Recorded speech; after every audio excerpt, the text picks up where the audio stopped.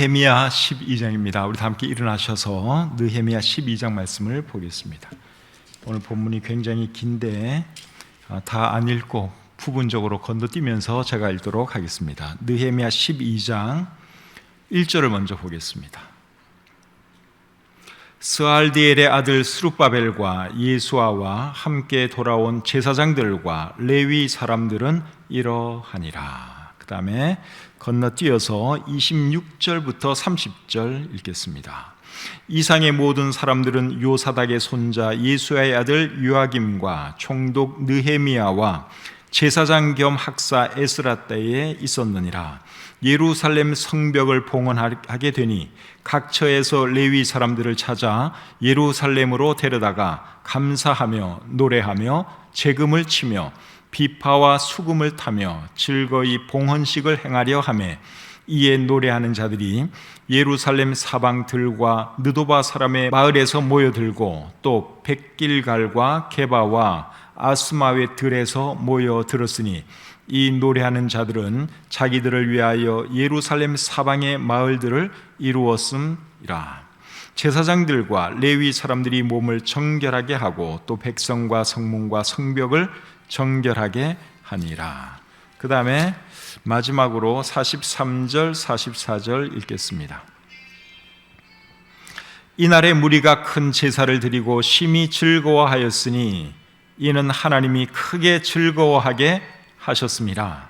부녀와 어린아이도 즐거워하였으므로 예루살렘이 즐거워하는 소리가 멀리 들렸느니라.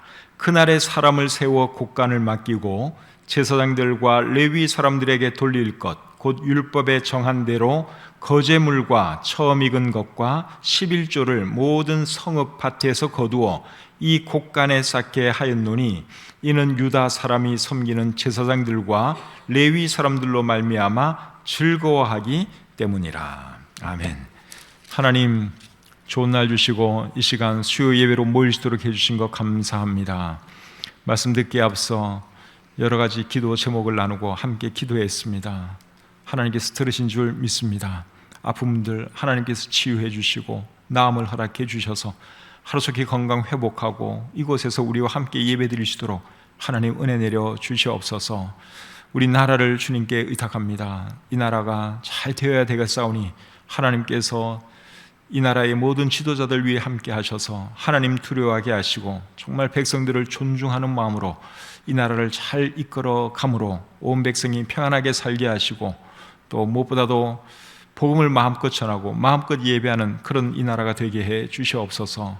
코로나도 하나님 하루속히 참 사라지게 하시고, 또 예배가 이 땅에서 다시 회복될 수 있도록 하나님 은혜 내려 주시옵소서. 해외에서 또 개척교회에서 섬기는 우리 사역자들이 계십니다. 하나님께서 한 분 한 분 붙들어 주시고 축복해 주시고 이 어려운 때에 참 믿음으로 잘 또 견뎌낼 수 있도록 하나님 도와 주시옵소서. 부족한 종이 말씀을 전합니다. 함께 해주시고 오늘 이 말씀이 우리 모두에게 큰 은혜가 되게 해 주시옵소서. 모든 것 감사드리며 예수님의 이름으로 기도드립니다. 아멘. 자리에 앉겠습니다. 오늘은 느헤미야 12장 말씀을 본문으로 해서 예루살렘 성벽을 봉헌하다 하는 제목으로 하나님 말씀 전하기를 원합니다. 오늘 읽은 이 본문은 크게 세 부분으로 나누어져 있습니다. 첫 번째 부분은 1절부터 26절까지인데 여기에는 스룹바벨과 함께 돌아온 제사장들과 레위 사람들에 대한 말씀이 기록되어 있습니다. 두 번째 부분은 27절부터 43절인데요. 여기에는 예루살렘 성벽 봉헌식을 하는 내용이 기록되어 있습니다. 그리고 마지막 세 번째 부분은 44절부터 47절까지입니다. 여기에는 제사장들과 레위 사람들이 받을 몫에 대해서 기록되어 있습니다. 오늘 이 본문의 내용을 살펴보기에 앞서 에스라와 느헤미야서에 대해서 먼저 잠시 말씀드리기를 원합니다. 에스라와 느헤미야서는 바벨론으로 포로로 끌려갔던 유다 사람들이 돌아온 뒤의 일을 기록하고 있습니다. 이 두 책의 내용은 크게 세 가지입니다. 첫째는 성전을 재건하는 내용, 두 번째는 성벽을 재건하는 내용, 그리고 세 번째는 사람들의 믿음을 세우는 내용입니다. 성전 재건에 있어서 제일 앞장섰던 지도자의 이름이 뭐였죠? 스룹바벨입니다. 그리고 성벽 재건에 있어서 제일 앞장섰던 지도자는 느헤미야, 그리고 사람들의 믿음을 세우는 일을 한 사람은 에스라였죠. 그래서 에스라서와 느헤미야서에서 제일 중요한 세 사람이 누군가 하면 스룹바벨, 느헤미야, 에스라, 이 세 사람이 에스라서와 느헤미야서를 통틀어서 제일 중요한 세 사람입니다. 이 세 사람은 다 바사에서 살다가 자기 땅 유다로 돌아와서 이제 사역을 한 사람들이죠. 근데 이 세 사람 중에서 누가 제일 먼저 유다로 돌아왔는가 하면 스룹바벨이 제일 먼저 돌아왔습니다. 스룹바벨이 유대 땅으로 돌아왔을 때는 기원전 537년경입니다. 기원전 537년경에 스룹바벨이 많은 유대 사람들을 이끌고 유다 사람들을 이끌고 유다로 돌아왔습니다. 그 다음으로 유다로 돌아온 사람은 에스라입니다. 에스라는 기원전 458년에 돌아왔습니다. 그리고 제일 마지막으로 돌아온 사람이 느헤미야입니다. 느헤미야가 돌아온 해는 기원전 444년입니다. 그러니까 여러분, 에스라와 느헤미야는 동시대 사람이고 스룹바벨은 이 두 사람보다 한 100년 앞서 살았던 사람입니다. 스룹바벨에 의해서 성전이 세워진 해는 기원전 516년입니다. 그러니까 예루살렘 성전이 무너지고 나서 70년 만에 다시 성전이 세워진 것입니다. 그리고 느헤미야에 의해서 성벽이 재건된 해는 기원전 444년입니다. 느헤미야가 기원전 444년에 돌아왔다고 제가 말씀을 드렸죠. 성벽 재건도 같은 해에 이루어졌습니다. 성벽 공사는 52일밖에 걸리지를 않았습니다. 금방 끝이 났습니다. 거기에 비해서 성전 공사는 몇 년 만에 끝이 났느냐? 20년 만에 끝이 났습니다. 그 이유는 성전이 너무너무 커서가 아니라, 공사할 것이 많아서가 아니라 공사가 중간에 중단되었기 때문에 그렇습니다. 그래서 성벽은 느헤미야가 돌아와서 52일 소요해서 성벽 공사를 끝을 냈고, 그리고 한 100여 년 전에 성전은 20년에 걸쳐서 스룹바벨이 건축을 했습니다. 이제 본문의 내용을 살펴보도록 하겠습니다. 오늘 본문의 첫 번째 내용은 뭔가 하면 스룹바벨과 함께 돌아온 제사장들과 레위 사람들에 대한 말씀입니다. 그 말씀이 이제 1절부터 26절까지 기록되어 있는데, 이거 다 보려면 시간도 그렇고 또 이 말씀을 가지고 뭘 제가 설교해야 될지 솔직히 모르겠더라고요. 그래서 중요한 것만 보고 그 다음으로 넘어가도록 하겠습니다. 먼저 1절을 보겠습니다. 1절. 스알디엘의 아들 스룹바벨과 예수아와 함께 돌아온 제사장들과 레위 사람들은 이러하니라. 그래서 이제 제사장들 이름이 쭉 나오고 레위 사람들 이름이 쭉 나옵니다. 여기에 이제 스룹바벨 이름이 나오죠. 스룹바벨. 바벨론 제국이 망한 뒤에 바사가 들어서고, 이제 바사 왕이 유다 사람들은 너희들 땅으로 돌아가도 좋다 하는 칙령을 발표를 했죠. 그래서 스룹바벨이 지도자가 되어서 많은 사람들을 이끌고 유다 땅으로 돌아왔습니다. 근데 이 스룹바벨은 사실은 총독의 신분으로 유다 땅으로 온 사람이에요.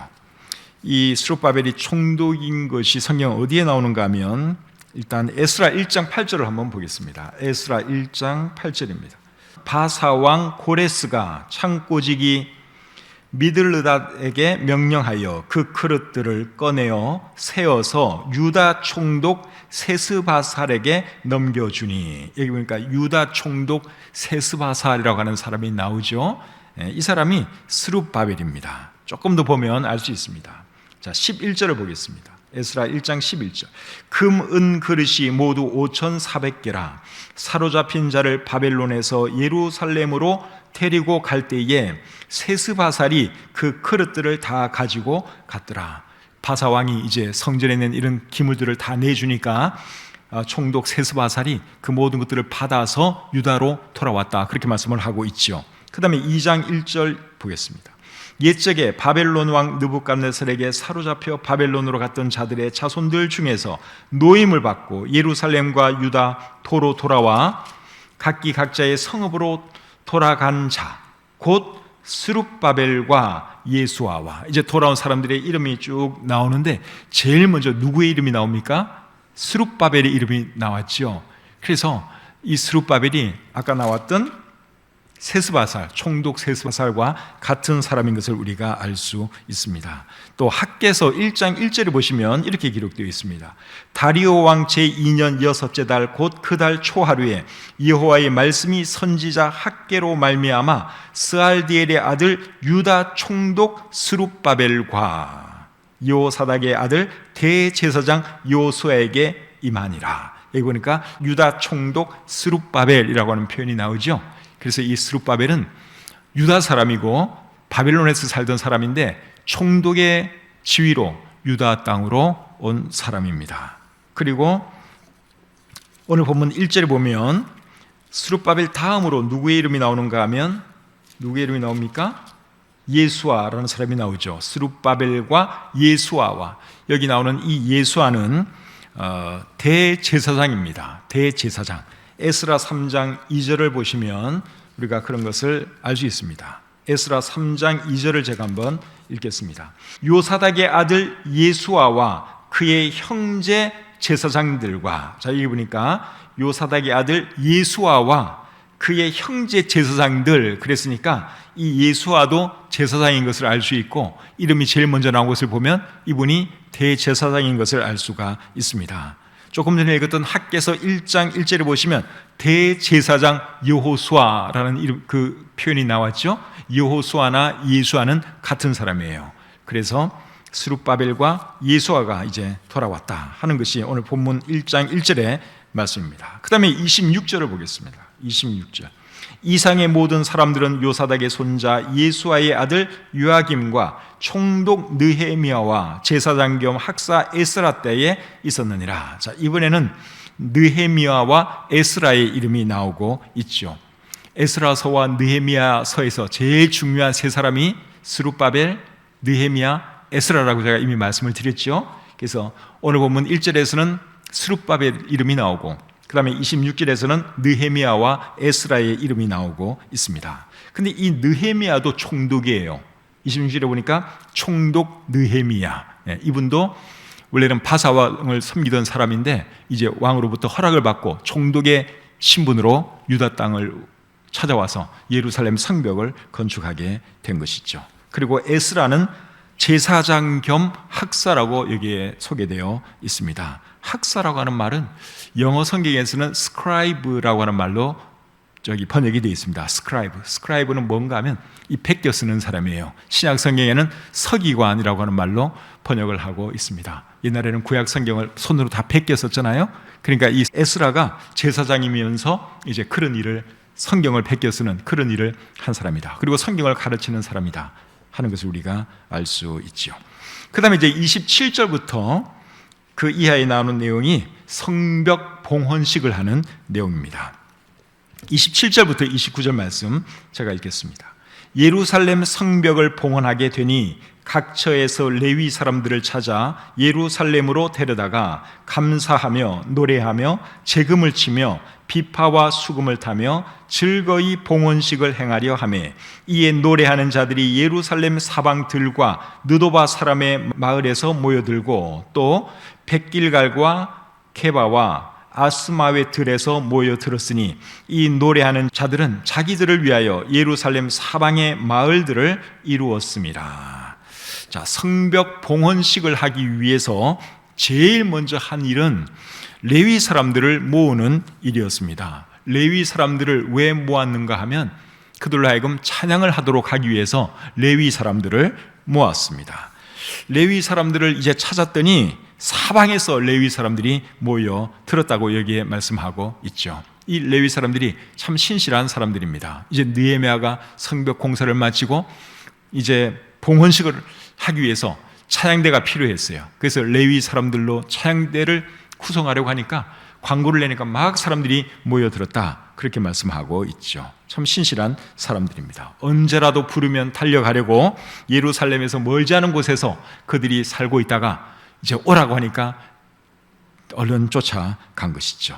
오늘날에도 주의 일을 하고 사역을 하는 사람들은 이런 자세로 해야 할 것 같습니다. 어디 있다가도 일이 있으면 쫓아오는 것이죠. 그래서 우리 사역자들은 24시간이 사실은 근무 시간입니다. 뭐 밤중이라도 누가 급한 일이 있어서 좀 신방 좀 와주세요 하면 우리는 신방 갑니다.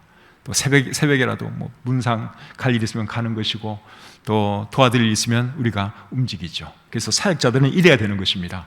늘 주의 일을 위해서 준비된 그런 마음이 있어야 하는 것이죠. 그 다음으로 한 일은 뭔가 하면 성벽 봉헌식에 참여할 사람들과 성벽을 정결하게 하는 일이었습니다. 자, 30절을 보겠습니다. 제사장들과 레위 사람들이 몸을 정결하게 하고 또 백성과 성문과 성벽을 정결하게 하니라. 거룩한 예식을 행하면서 더러운 상태로 그 일을 할 수는 없는 거잖아요. 그래서 이제 성벽 봉헌식 하기에 앞서 먼저 정결 예식을 하고 성벽, 성문 이런 거 다 정결 예식을 하고 난 뒤에 그 다음에 이제 봉헌식을 하는 것을 우리가 볼 수 있습니다. 오늘날에도 우리가 예배를 드린다든가 어떤 헌신을 할 때 제일 먼저 하는 일이 뭔가 하면 우리 자신을 돌아보고 혹시 더러운 것은 없는지, 회개할 것은 없는지 돌아보는 일을 제일 먼저 하지요. 그래서 우리 성도님들이 예배드리기 위해서 교회에 오면 다들 뭐 하십니까? 오면 기도하죠. 자신을 돌아보고 혹시 예배드리기에 합당치 못한 것은 없는지 자신을 돌아보는 그런 시간을 다 갖습니다. 또 주의 만찬을 할 때도 자신을 돌아보고 나서 주의 만찬에 참여하라 하는 말씀이 고린도전서 11장 27절부터 29절까지에 나오지요. 그래서 우리가 무엇을 할 때는, 하나님의 일을 할 때는 더러운 상태로 우리가 주의 일을 할 수는 없으니까 늘 자신을 돌아보고 깨끗하게 한 뒤에 그리고 나서 예배도 드리고 주의 일도 하고 그래야 하는 것입니다. 이제 봉헌식을 하는 그 모습은 31절 이하에 자세하게 기록이 되어 있습니다. 31절부터 40절 말씀을 제가 읽어드리겠습니다. 31절부터 40절까지의 말씀입니다. 이에 내가 유다의 방백들을 성벽 위에 오르게 하고 또 감사 찬송하는 자의 큰 무리를 둘로 나누어 성벽 위로 대오를 지어 가게 하였는데 한 무리는 오른쪽으로 분문을 향하여 가게 하니 그들의 뒤를 따르는 자는 호세야와 유다 지도자의 절반이요 또 아사랴와 에스라와 무술람과 유다와 베냐민과 스마야와 예레미야이며 또 제사장들의 자손 몇 사람이 나팔을 잡았으니 요나단의 아들 스마야의 손자 mat단야의 증손 미가야의 현손 삭굴의 5대손 아삽의 6대손 스가랴와 그의 형제들인 스마야와 아사렐과 밀랄레와 길랄레와 마에와 느다넬과 유다와 하나니라. 다 하나님의 사람 다윗의 악기를 잡았고, 다윗의 악기라는 말은 다윗이 만든 악기를 말하는 거예요. 다윗이 제조한 악기, 그것을 잡았고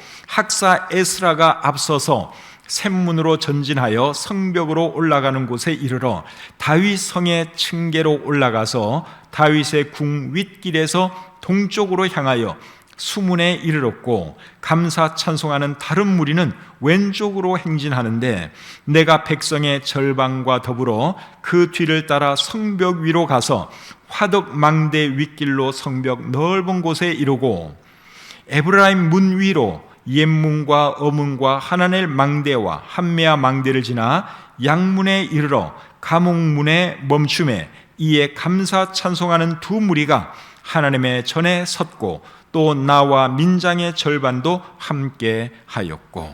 자, 방금 읽은 이 말씀을 잘 보시면 어떻게 성벽 봉헌식을 했는가 하면 레위 사람들로 구성된 찬양대와 백성의 지도자들이 성벽 위로 올라가서 한 그룹은 오른쪽으로 행진을 하고 또 다른 한 그룹은 왼쪽으로 행진을 합니다. 이렇게 해서 이제 성벽 봉헌식을 하는 거예요. 그런데 성벽 위로 올라가서 이렇게 두 그룹이 반대 방향으로 이렇게 가는 거죠. 이런 것을 보면 그 성벽이 굉장히 두꺼웠다. 사람들이 여러 사람이 지나갈 수 있는 그런 길이 있었던 것이죠. 중국에 만리장성이 있는데 만리장성도 그런 식이죠. 만리장성 위에 가면 그 폭이 꽤 넓습니다. 여러 사람이 지나갈 수가 있습니다. 그러니까 예루살렘 성벽도 그런 식으로 만들어진 것 같아요. 근데 이런 성벽에 대해서 방해자들이 뭐라 그런 줄 아십니까? 여호가 올라가도 무너지겠다, 그런 말을 했습니다. 느헤미야 4장 3절에 그 말씀이 나오는데 한번 보겠습니다. 느헤미야 4장 3절. 암몬 사람 도비야는 곁에 있다가 이르되 그들이 건축하는 돌 성벽은 여호가 올라가도 곧 무너지리라 하더라. 그러니까 성벽 공사할 때 이런 도비야 같은 이런 사람들이 막 빈정거리는 것이죠. 너희들 그렇게 지어봐야 그거 여호나 올라갈 수가 있겠냐? 여호가 올라가도 그 성벽은 무너질 것 같다, 이러면서 조롱을 하는 것이죠. 그런데 성벽 봉헌식을 하는 날 성벽 위로 많은 사람들이 올라가서 찬양을 하고 이렇게 행진을 했다 하는 것이죠. 그런 모습을 도비야가 봤을 텐데 도비야가 무슨 생각을 했겠어요? 그게 아니었구나 하는 생각을 했겠죠. 오늘날에도 하나님의 일을 하다 보면 꼭 반대하는 사람들이 있고 빈정거리는 사람들이 있습니다. 그런 사람들이 있어도 하나님의 일은 결국 어떻게 됩니까? 이루어지지요. 아무리 반대하는 사람들이 있고 빈정되는 사람들이 있어도 하나님의 일은 결국 이루어지게 되어 있습니다.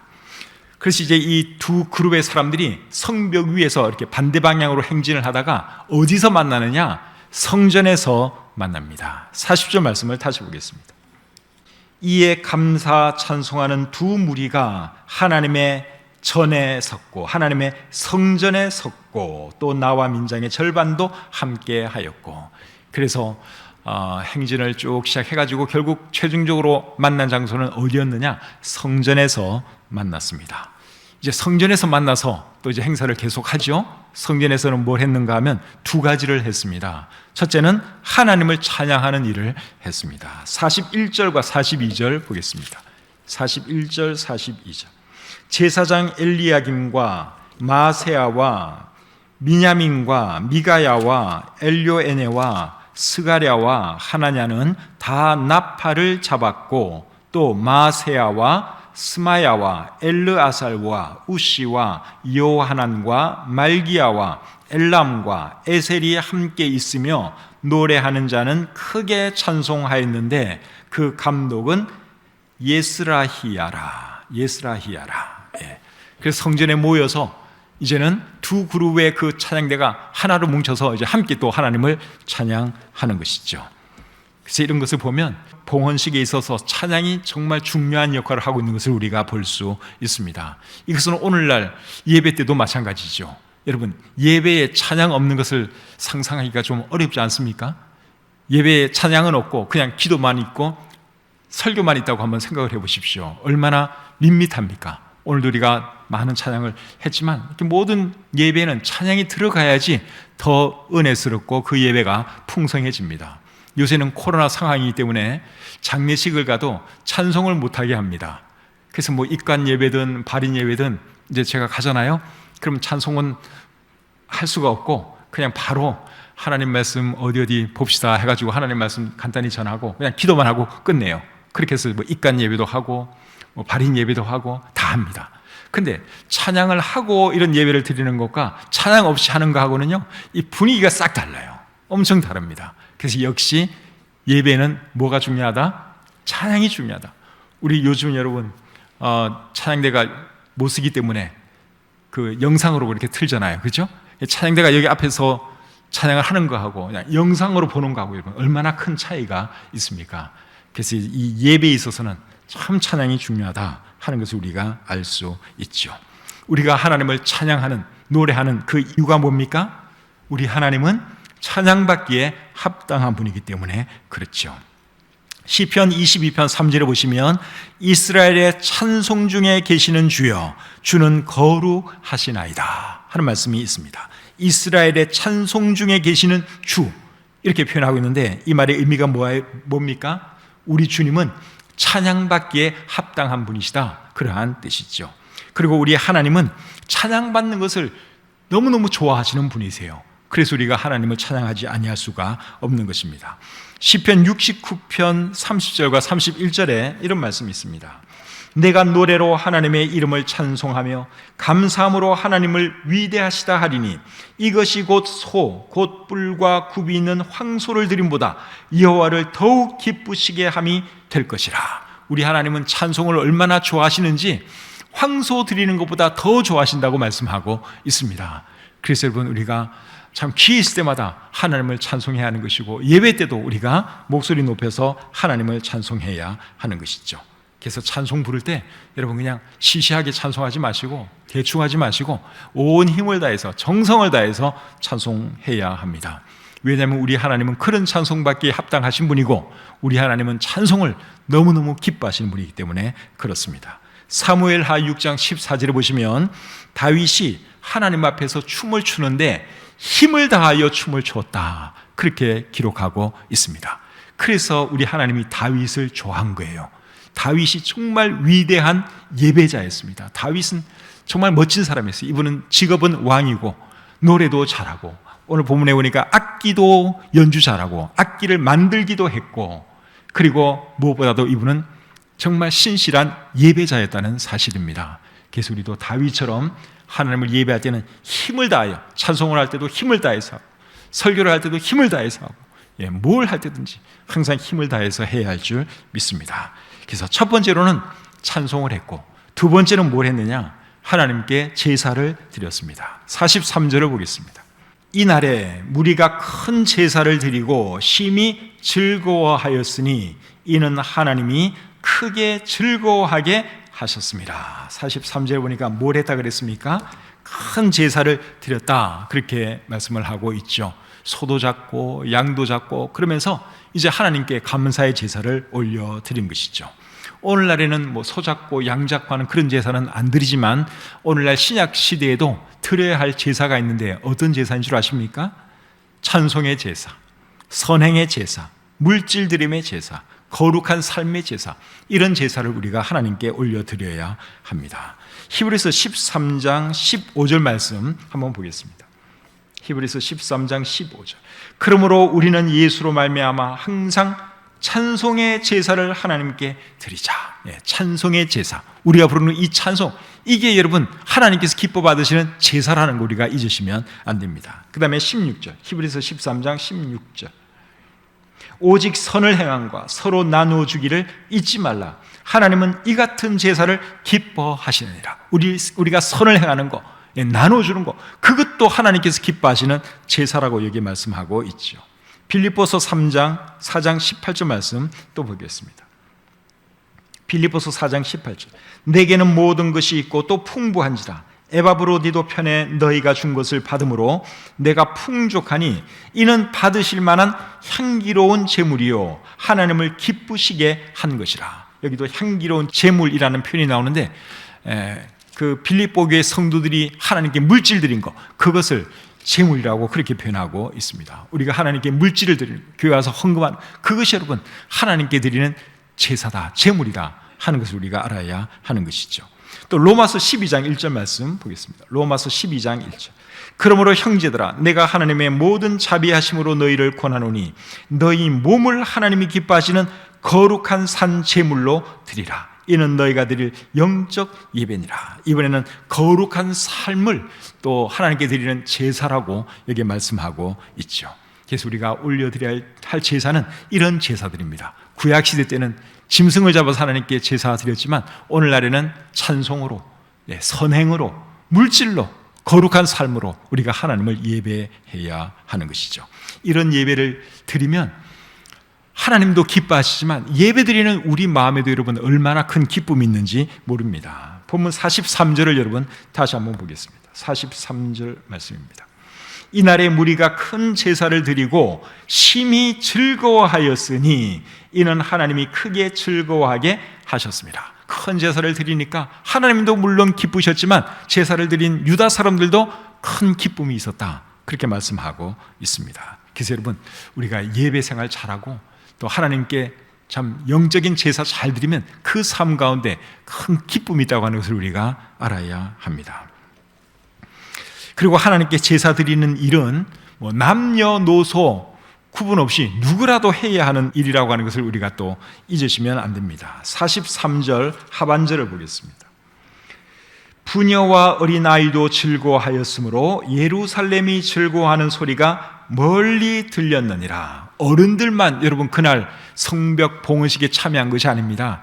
아이들도 참여하고 여자들도 참여하고 함께 기뻐하고 함께 예배드리고 함께 하나님을 찬양한 것을 여기서 말씀하고 있죠. 제사는 오늘날로 하면 예배라고 할 수 있겠죠. 그래서 예배는 어른들만 드리는 것이 아니라 아이들도 드려야 하는 것이고 남녀노소 누구라도 예배 드려야 하는 것이죠. 시편 148편 12절에 이런 말씀이 있습니다. 총각과 처녀와 노인과 아이들아 여호와의 이름을 찬양할지어다. 여기 보니까 총각, 처녀, 노인, 아이들 할 것 없이 누구라도 하나님을 찬양하라고 그렇게 말씀하고 있습니다. 시편 150편 6절에는 또 이렇게 말합니다. 호흡이 있는 자마다 여호와를 찬양할지어다. 할렐루야. 여러분 다 호흡이 있으시죠? 호흡 있는 사람들은 하나님을 찬양하면서 하나님을 예배하면서 살아가야 합니다. 자, 이제 마지막으로 제사장들과 레위 사람들이 받을 몫에 대해서 보겠습니다. 본문 44절 말씀입니다. 44절. 그날에 사람을 세워 곡간을 맡기고 제사장들과 레위 사람들에게 돌릴 것, 곧 율법에 정한 대로 거제물과 처음 익은 것과 11조를 모든 성읍밭에서 거두어 이 곡간에 쌓게 하였노니 이는 유다 사람이 섬기는 제사장들과 레위 사람들로 말미암아 즐거워하기 때문이라. 제사장들과 레위 사람들이 이제 성벽 봉헌식을 하면서 너무너무 열심히 잘 섬겼죠. 너무너무 잘 섬기는 그 모습을 보고 유다 사람들이 어떻게 했는가 하면 그들이 받을 몫을 잘 챙겨 놓았습니다. 성전에서 일하는 제사장들과 레위 사람들은 오늘날로 하면 교회에서 일하는 사역자들이라고 할 수 있겠죠. 그래서 사역자들이 교회를 열심히 하면 성도들이 어떤 마음이 들겠습니까? 아, 저 사역자님들 참 귀한 분들이다. 참 교회에서 잘 대우해 줘야지. 이런 생각 하겠죠. 예. 우리가 별 열심히 안 해서 그런가 본데, 저나 우리 사역자들이 열심히 일을 하면 참 우리 저분들 정말 귀한 분들이다. 그러면서 이렇게 챙겨드리고 싶고 뭐 하다못해 선물이라도 하나 해드리고 싶고 그러잖아요. 그죠? 근데 막 일도 안 하고 예배도 별로고 설교도 맨날 죽이나 쓰고 그러면 저건 도대체 뭐 하는 거야 하는 생각이 여러분 조금 들잖아요. 그죠? 강윤 목사는 언제 사임하나, 저 사역자는 언제 떠나나. 우리가 만약에 사역을 못하면 이제 그런 생각할 수가 있는 거죠. 근데 오늘 이 본문에 보니까 제사장들, 레위 사람들이 너무너무 잘하니까 이 유다 사람들이 곡간에다가 11조도 거두어서 거기다 쌓아놓고 나중에 주려고, 나눠주려고 그렇게 했다 그거죠. 그래서 우리 사역자들과 저도 참 우리 성도님들 마음에 흡족할 수 있도록 잘 섬길 수 있도록 여러분들이 기도 많이 해주시기를 바랍니다. 그 다음에 45절 46절 보겠습니다. 45절 46절. 그들은 하나님을 섬기는 일과 결례의 일, 정결 예식의 일을 힘썼으며 노래하는 자들과 문지기들도 그리하여 모두 다윗과 그의 아들 솔로몬의 명령을 따라 행하였으니 옛적 다윗과 아삽의 때에는 노래하는 자의 지도자가 있어서 하나님께 찬송하는 노래와 감사하는 노래를 하였음이며. 45절과 46절을 읽어봐도 제사장들과 레위 사람들이 정말 열심히 섬겼습니다. 근데 이들이 어떻게 섬겼는가 하면 45절에 보면 다윗과 그의 아들 솔로몬의 명령을 따라 섬겼다. 그들이 시킨 대로 찬양하고 그들이 시킨 대로 제사도 드리고 그렇게 했다 그 말이죠. 여기서 우리가 한 가지 배울 것이 뭔가 하면 하나님의 일을 할 때는 하나님의 말씀을 따라서 해야 하고 하나님의 말씀이 언급하지 않는 부분에 대해서는 전통을 존중하면서 해야 한다 하는 것을 우리가 배울 수 있습니다. 전통이 여러분 하나님의 말씀을 앞설 수는 없지요.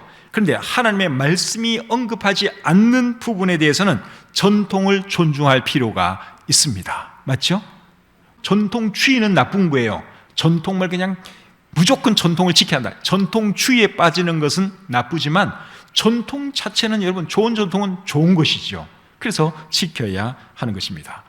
근데 아무리 좋은 전통이라고 할지라도 성경을 앞설 수는 없어요. 일단은 성경이 최고예요. 성경이 뭐라고 하면 우리는 그것을 따라야 하고, 성경이 뭐라고 말하지 않는 부분에 대해서는 쭉 내려온 좋은 전통이 있으면 그거를 따라야 하는 것입니다.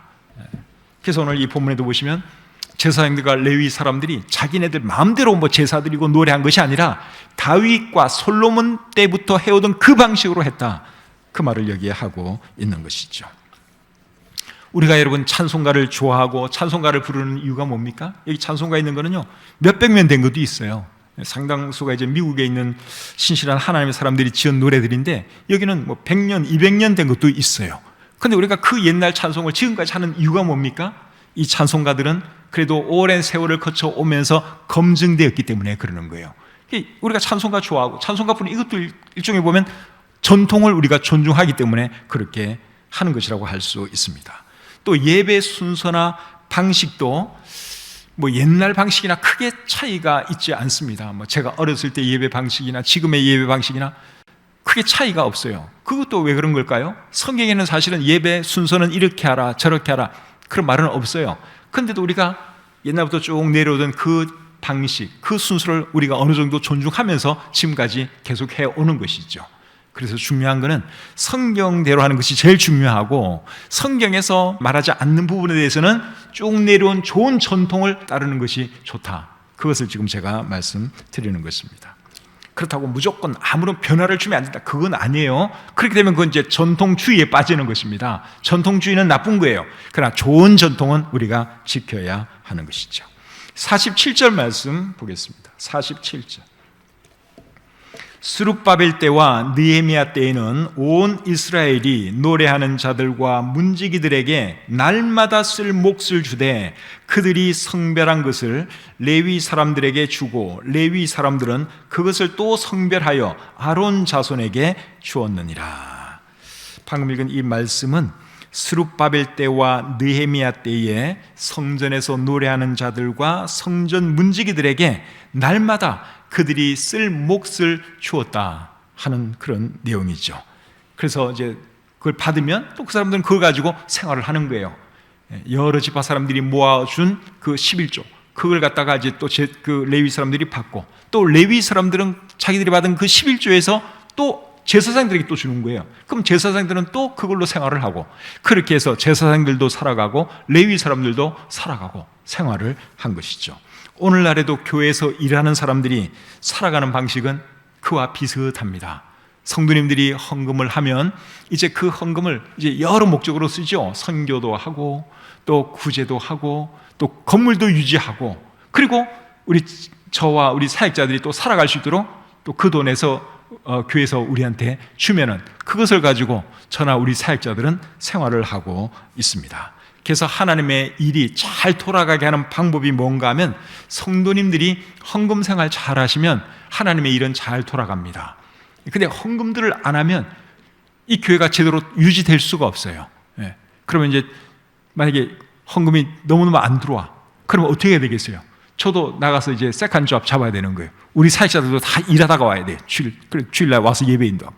그렇게 해야 되는데, 그렇게 하면 이제 아무래도 모든 것이 다 퀄리티가 떨어질 수밖에 없습니다. 그래서 이 교회가 잘 돌아가고 하나님의 일이 활발하게 돌아가기 위해서는 우리 성도님들이 받은 것에 대해서 11조 생활 잘 하시고 또 헌금 생활 잘 하시면 또 우리 사역자들이나 저는 또 그것을 가지고 생활도 하고 또 여러 가지 쓸 때 쓰면서 주의 일을 해나갈 수가 있는 것이죠. 근데 우리 성도님들이 그래도 참 헌금 생활 잘 해주고 계세요. 지금 코로나 때문에 다들 어려우시고 교회 제대로 나오지도 못하는 그런 상황인데도 헌금 생활 신실하게 하시고 온라인으로 헌금해 주시고, 그래서 우리 교회가 아직까지는 큰 어려움 없이 잘 돌아가고 있습니다. 하나님의 은혜고 참 우리 신실한 우리 성도님들의 그 헌신이라고 생각을 합니다. 오늘은 성벽 봉헌식과 그리고 유다 사람들이 제사장들과 레위 사람들이 받을 그 몫을 챙겨주는 것에 대해서 우리가 살펴보았습니다. 하나님의 일은 옛날이나 오늘날이나 신실한 사람들이 있기 때문에 돌아가는 것입니다. 신실한 제사장들, 신실한 레위 사람들이 있었기 때문에 그 옛날에도 하나님의 일이 잘 될 수 있었고 오늘날에도 마찬가지예요. 신실한 하나님의 사람들이 있기 때문에 이 교회가 유지되는 것이고, 또 신실하게 물질로 섬기는 신실한 성도님들이 있기 때문에 하나님의 일이 계속 잘 돌아가는 것이죠. 그래서 앞으로도 우리 교회가 정말 주의 일을 잘할 수 있는 그런 교회가 될 수 있도록 저나 우리 사역자들은 더 열심히 사역을 해야 하고, 또 성도님들은 또 여러분들 일, 그리고 또 하나님께 드리는 일은 또 제대로 들어가면서 그렇게 하시면 하나님께서 우리 교회를 기뻐하시고 또 더 잘 돌아가도록 해 주실 것을 믿습니다. 신실하게 잘 섬기는 우리 성도님들로 인해서 이 시간 다시 한번 감사를 드립니다.